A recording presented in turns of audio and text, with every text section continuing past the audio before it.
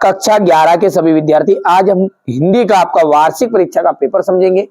अच्छे से समझाऊंगा ताकि जब आप परीक्षा हाल में आपको ये पेपर दिया जाए तो आप अच्छे अंक से पास हो। इसलिए ध्यान से समझिएगा, पूरा सॉल्यूशन आपको प्रोवाइड कराऊंगा। वीर गाथा काल की प्रसिद्ध रचना कौन सी है? तो वीर गाथा काल की जो प्रसिद्ध रचना है वो है पृथ्वीराज रासो। मीरा जो है अपना सर्वस्व मानती है, मीराबाई श्री कृष्ण को अपना सब कुछ मानती है। हिंदी का प्रथम उपन्यास माना जाता है, ठीक है। हिंदी का प्रथम उपन्यास जो है वो, तो यहां से देखिए परीक्षा गुरु को हिंदी का प्रथम उपन्यास माना जाता है, ठीक है। चित्रपट संगीत का पर्याय कहा गया है लता मंगेशकर को। पटकथा की मूल इकाई है, पटकथा की जो मूल इकाई है वो है दृश्य। संक्षेपण का गुण नहीं है। संक्षेपण में क्या होता है? देखिए स्पष्टता तो होती है, संक्षिप्तता भी होती है, विस्तार भी होता है, लेकिन शुद्धता नहीं होती। अब है रिक्त स्थान। भवानी प्रसाद मिश्र अपने पिता के 5वें पुत्र थे। कौन से? 5वें पुत्र, ठीक है। अक्क महादेवी का विवाह जैन राजा कौशिक के साथ हुआ। जैन राजा कौन से किसके साथ हुआ था? कौशिक के साथ हुआ था। धनराम तीसरे दर्जे तक ही स्कूल का मुंह देख पाया था, तीसरे। भारतीय संगीत में मुख्य वाद्य वीणा रहा है, ये आएगा वीणा। जन संचार का लोकप्रिय तथा सबसे नया माध्यम है इंटरनेट। इंटरनेट जो है वो क्या है? आपका जन संचार का लोकप्रिय तथा नया माध्यम भी है। अगला देखते हैं, काव्य में बिंब की को डिडेस माना जाता है। काव्य में बिंब को शब्द चित्र माना जाता है। हो गया? चलिए आप तो बढ़िया से कंप्लीट करो। अच्छे नंबर जिस बच्चे को प्राप्त करना है, जितना मैं बता रहा हूं उतना आप कर लेना है, ठीक है। यहां पर देखिए ये है आपका कुल की हानि। क्या है? कुल की हानि का हो जाएगा परिवार की मर्यादा। चलिए अब दूसरा है ओस के फूल। ओस के फूल आ जाएगा आपका यहां पर गद्य संग्रह। गरबा, गरबे का आ जाएगा आपका गुजरात। मानव ज्ञान से संबंधित सूचना, ठीक है, विश्व ज्ञान कोश। विभत्स रस का स्थायी भाव जुगुप्सा। शब्द युग्म 6 प्रकार। एकमात्र सहारा अंधे की लाठी। चलिए अगला देखते हैं। अगला है जगनीक द्वारा रचित कृति का नाम बताइए। तो वो है परमाल रासो।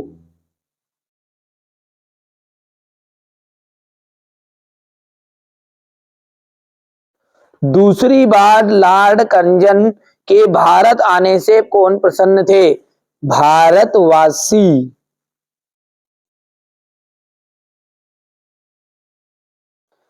आलो आदरी किस भाषा का शब्द है? बंगाली भाषा का। बंगाली भाषा का। हिंदी शब्दकोश में लगभग कितने शब्द है? 5 लाख। बिंब का शाब्दिक अर्थ होता है मूर्त रूप प्रदान करना।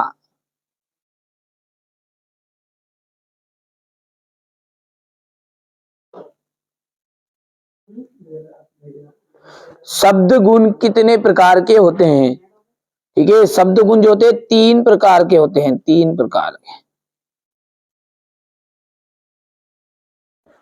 ठीक है। चलिए अब अगला देखते हैं। यहां पर है अपनी करनी पार उतरनी लोकोक्ति का अर्थ क्या है? यानी कि स्वयं के परिश्रम से ही व्यक्ति को सफलता मिलती है। यहां पर लिख देते हैं अपन स्वयं के परिश्रम से सफलता मिलती है।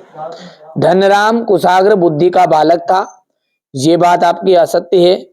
दूसरा जो है वो भी आपका असत्य रहेगा, तीसरा असत्य रहेगा। पढ़ लेना है आपको, है ना, थोड़ा ध्यान से। चौथा और पांचवा जो है सत्य है और छठा आपका बिल्कुल राइट रहेगा। प्रगतिवाद के दो कवि और उनकी रचनाएं आपको बतानी है। भारतेंदु युग के दो लेखकों के नाम लिखना है। कबीर ने अपने को दीवाना क्यों कहा है? मेरा जगत को देखकर रोती क्यों है? ठीक है, ये क्वेश्चन नंबर 9 है आपका। ध्यान से देखिए आप, तो है ना, यहां से देखिएगा क्वेश्चन नंबर 10 है ये। क्वेश्चन 11, 12 महाकाव्य और खंडकाव्य में अंतर, मुक्तक छंद की परिभाषा और 7 गुण की परिभाषा देनी है। ये आपका क्वेश्चन नंबर 15 है। ठीक है, क्वेश्चन नंबर 16, 17, 18, 19 हो गया। क्वेश्चन नंबर 19 के बाद में यहां से आप देख सकते हैं ये, इसके बाद में ये क्वेश्चन नंबर 20, ये इसका अथवा है।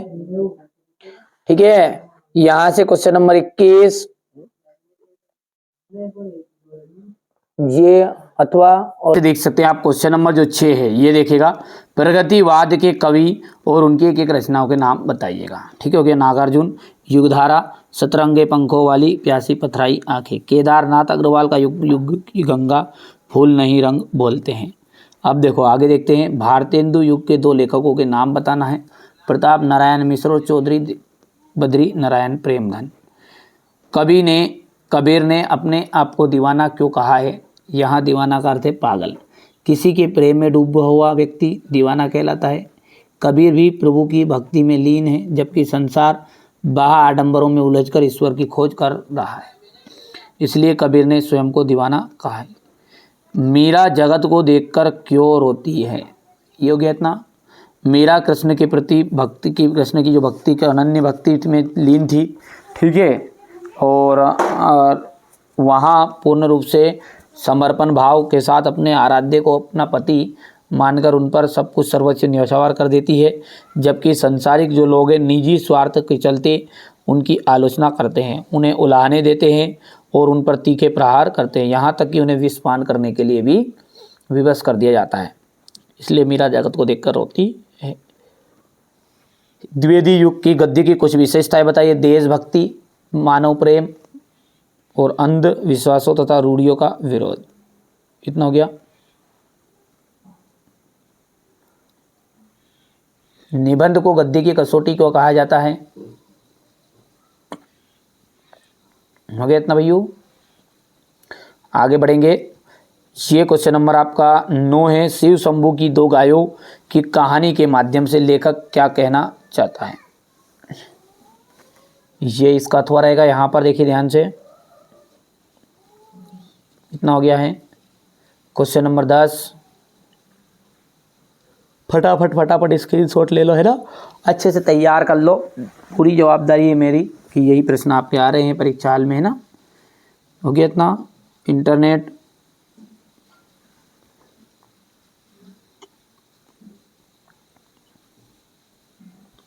इतना हो गया। इसके बाद में महाकाव्य और खंडकाव्य में अंतर,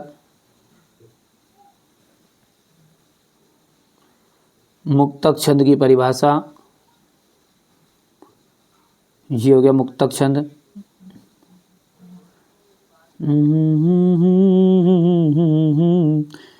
बस पागल समझता है, मुक्तक छंद में यही है ना उदाहरण कि कोई दीवाना कहता है, कोई पागल समझता है। ये हो गया। लक्षणा शब्द शक्ति की परिभाषा उदाहरण सहित है।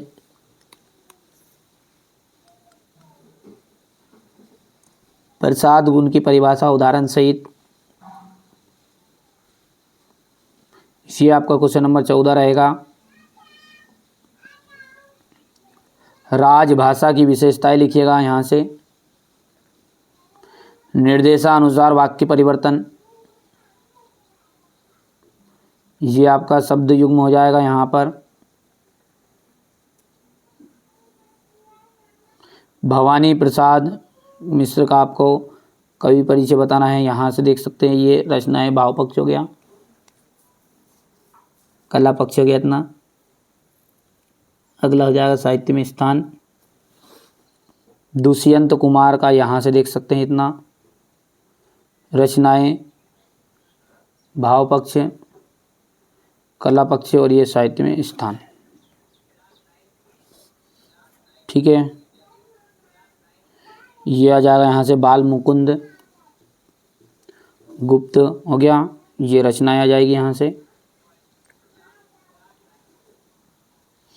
यहाँ पर देख सकते हैं इतना हो जाएगा। ये रचनाएं हैं। भाषा, ये आपकी शैली रहेगी। साहित्य में स्थान, ये आपका हो जाएगा यहाँ से अथवा वाला। ये आपका क्वेश्चन नंबर 20 को ध्यान से देखो, हो गया इतना। ये यहाँ पर है।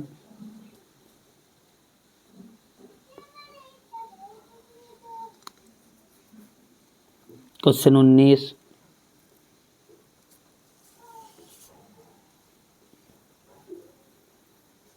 ये आपका संदर्भ प्रसंग और ये व्याख्या।